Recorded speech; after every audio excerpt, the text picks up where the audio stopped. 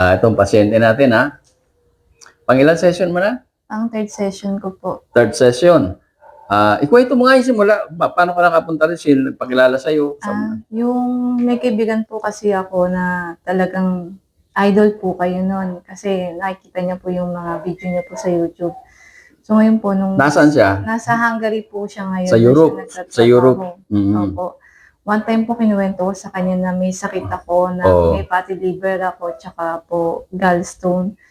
Kinulit niya po ako na pumunta na lang daw po ako dito. Binigay niya sa akin yung link kung saan po yung address ninyo. Tapos ayun. Hindi, ano pa nararamdaman mo? Maliban doon sa meron ka na pain ka na ba? Kasi mag-pain yan eh. Parang may pressure. Masakit po talaga yung dito ko. Tapos every time na kumakain talaga ako ng kahit na ano, masakit po. Kahit na may gamot pong binigay sa akin.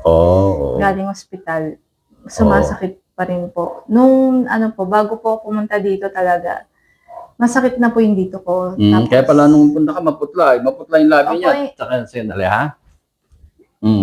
Tapos, ito yung kasing ano mo, di ba? Opo. Hinihingal po ako, ito punta ako dito. Baga sa ano, kinakapos ka ng oxygen, ano? Opo. Kasi yun po, nung first ano ko po talaga, session ko dito, nakita ko na po yung pagbabago. Unang session pa lang? Opo, nung pag-uwi ko.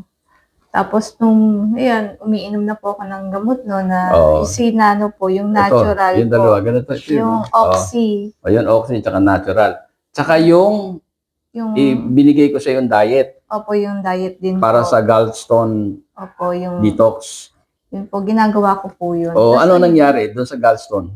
Ano po siya, yung sinabi niyo po sa akin na uminom po, yung sinabi niyo po, naaano ko po siya, na lalabas ko po siya. May picture ka ba? Meron po. Pakita mo yung picture niya.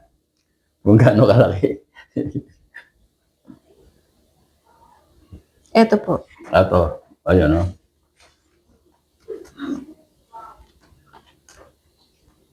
So, nung lumabas ito, nawala na yung sakit? Opo, hindi na siya ganong sumasakit. Tapos po hanggang sa nag-second session na po ako, mas lalo pong umu-okay. Lalong gumanda yung pakiramdam niyo, no? Opo. Hindi ka na hinihingal? Hindi na po.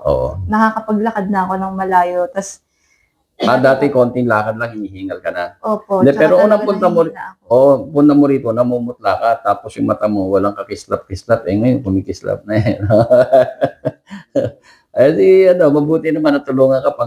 Ang totoo, pangatlong punta mo na ngayon dito? Opo, third session. Yung dalawang session pa lang natulungan. Nung unang session pa lang. Opo, natulungan na talaga ako. Sana ikwento mo doon sa kaibigan mo.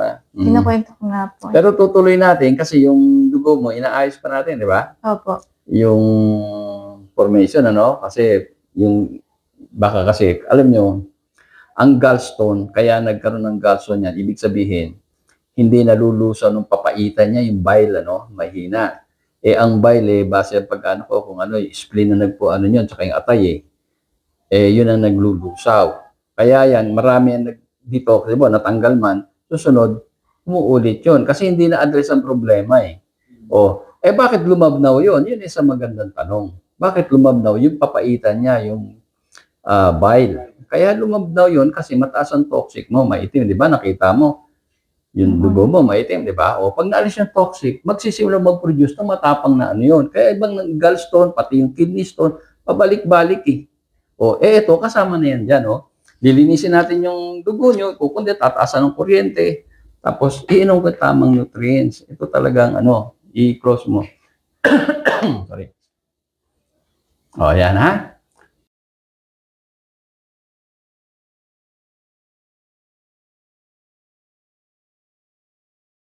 So, masaya ka ba sa natin, therapy natin? Kasi masaya po ako. Taga ka pa, di ba? Bulacan po. Medyo, ikaw lang mag-isa nagpupunta, di ba? Mabuti naman, kasi mahirap maoperahan. Kaya ko pinilit ko siya na mag-testimonial. Dahil ako, nalulungkot ako, marami ang may gallstone, ino-operahan. Yun, di ba? Mabigat. Opo. Kahit maliit, pinapa-opera. Baka naman re-remedyohan pa. Ito nga, Opo. Kaya ito, combine nung binigay ko yung diet at saka yan, yung superfoods, awa ng Diyos, di ba? Na tulungan ka, ha? At tutuloy mo lang hanggang maganda para lubos sa maka-recover dahil di natin alam, dahil nagkaroon ka toxic, baka mamaya, kumambyo sa iba, sa cancer, whatever. Alam mo, pag maitim ang dugo, pwedeng Opo. mangyari, di ba? Kaya tama yung ginagawa mo, ha? Ikaw rin ang hirap may sakit, eh. Kaya nga po. Ilan pa anak mo? 2? Opo. O, yun. Salamat, ha? Buti, nagbigay ka Opo. ng paunlak ng testimonial. O, sige. Thank you po.